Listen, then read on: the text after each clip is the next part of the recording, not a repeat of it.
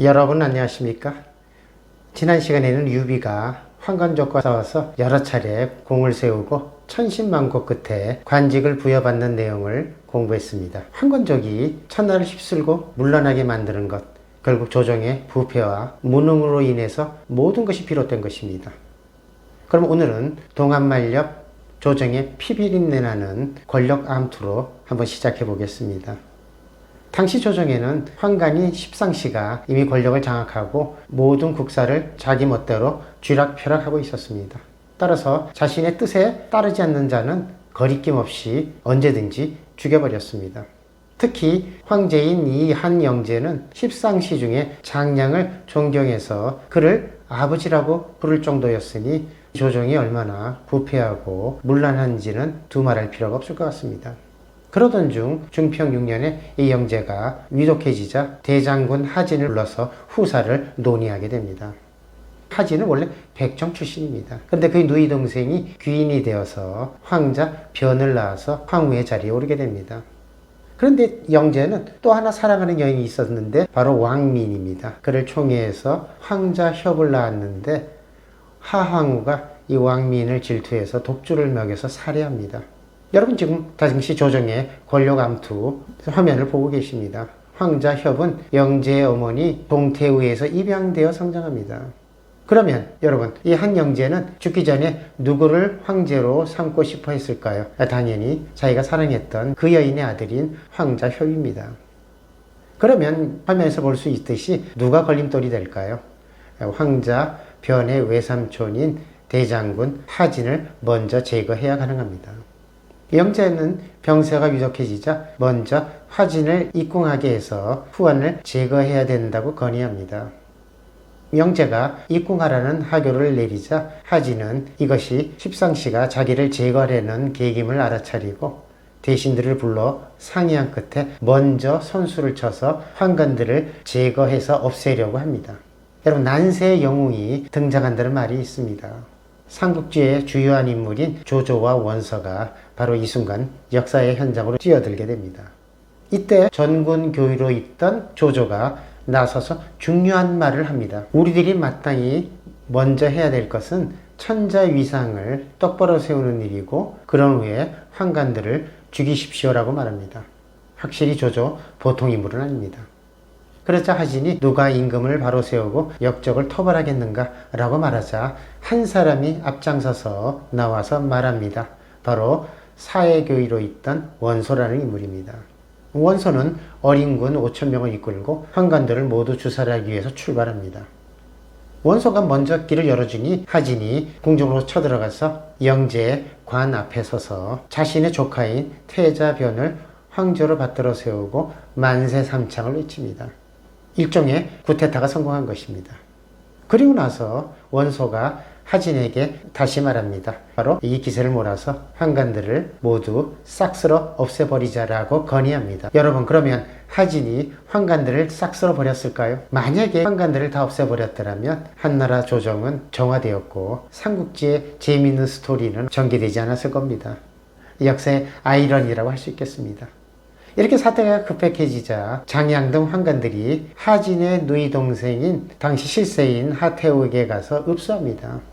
대장군 하진이 원소의 말을 듣고 우리 십상시를 모두 쓸어버리라고 하니 저희를 불쌍히 여겨 주시옵소서라고 애원을 합니다. 사실 백장인 이 하태우의 집안이 황제의 자리에까지 꿰찰 수 있었던 것은 환관들이 도움이 없었다면 이런 부귀영화를 누릴 수 없었을 겁니다. 이에 하진은 하태우의 부탁을 받고 관원들에게 환관들을 다 죽일 필요는 없다고 말합니다. 그러자 이때 원서가 나서서 유명한 말을 합니다. 풀을 베기만 하고 뿌리를 뽑지 않으면 훗날 반드시 목숨을 잃는 화근이 될 것이다 라고 예언합니다. 여기서 한나라 모든 불행과 혼란이 벌어지게 됩니다. 이 기회를 놓쳤기 때문에 결국 외세 동탁을 끌어들이게 되고 하진과 그 황제 집안은 결국 모두 죽음을 당하게 됩니다. 그러면 권력의 암투는 끝나게 되는 걸까요? 불씨가 하나 더 남아 있습니다. 하태우의 시어머니 격인 동태우가 이 꼴을 그냥 보고 있을 수 없습니다. 명색이 그래도 황제 협의 어머니요 하태우의 시어머니입니다. 동태우는 살아남은 십상시들을 불러 모아 대책을 논의합니다. 권력이 모두 하태욱에게 넘어갔는데 어찌하면 좋겠소라고 말합니다. 그러자 영제의 수염아버지 격인 장양이 마마께서 조정에 나가서 수렴 청정하시고 황자협을 진류왕으로 봉하라고 권고합니다. 이제 본격적으로 하태우와 동태우의 여자들 간의 권력 다툼이 벌어집니다.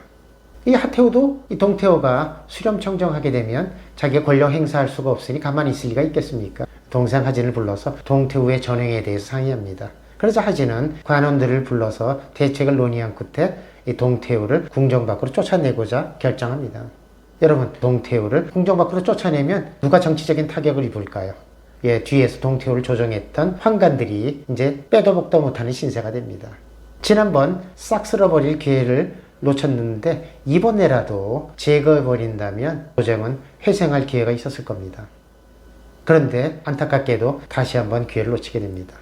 환관들은 목숨이 위태해지자 온갖 진귀한 보물과 금은보화를 가지고 이번에는 하진의 동생인 함유에게로 달려갑니다. 그리고 살려달라고 애걸하고 구걸합니다. 그러면 이들은 다시 목숨을 부지할 수 있었을까요? 나라가 망하려면 온갖 부정부패와 위장자들이 권력을 남용합니다.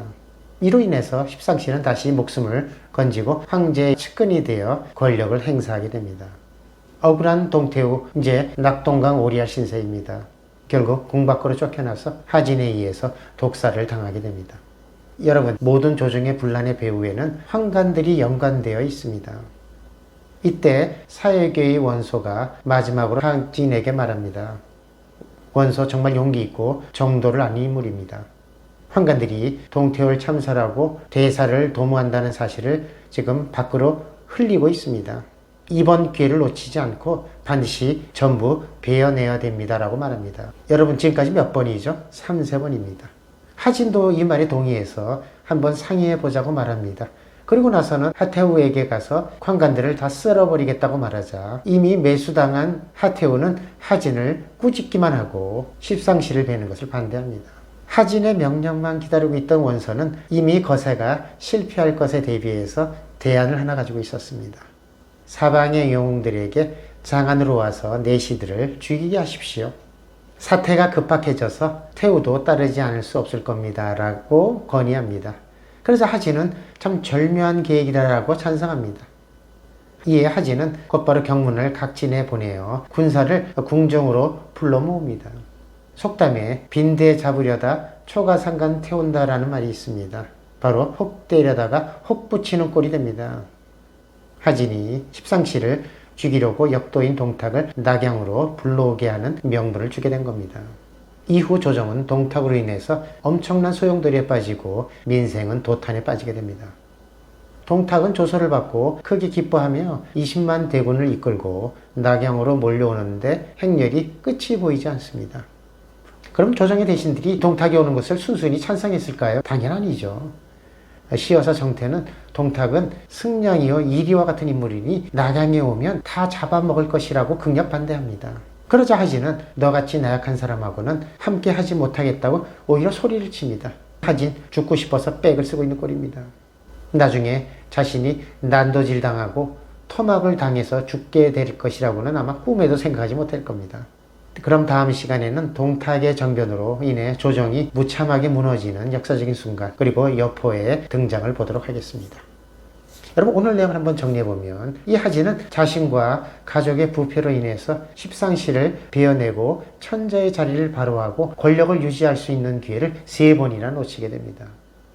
자신이 막강한 권력으로 혼란을 제압하고 십상시를 제거할 수 있음에도 불구하고 외세를 끌어들여 후일 자신도 죽고 민생은 도탄에 빠지는 결과를 초래하게 되었습니다. 이처럼 권력자의 잘못된 판단, 가족의 부정부패는 나라를 혼란하게 하고 자신을 망하게 하는 결과를 낳게 된 겁니다. 여러분, 안녕히 계십시오. 많은 댓글 부탁합니다.